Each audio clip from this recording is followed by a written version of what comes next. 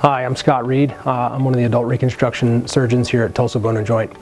One of the technologies that I use with respect to knee replacement is called Mako Robotic Assisted Total Knee Arthroplasty, and we can also use that in partial knee arthroplasty.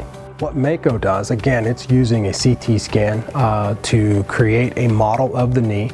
We can then take our implants, position them over the images from the CT scan to get sizing. But then more importantly, once we're in the operating room, we can place tracking arrays on the femur and the tibia. We can stress the knee to see where it wants to be as far as ligament balancing, which is most important in knee replacement. And then we can see the consequences of our cuts before we make them. And that, again, that all happens inside of the operating room.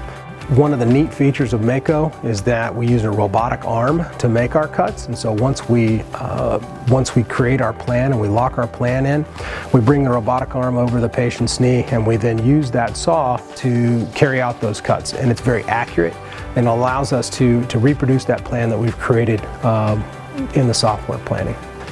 If you're interested in learning more about Mako robotic assisted surgery, please feel free to talk to us about it in the clinic, and you can also reference some of the videos that we have on our webpage.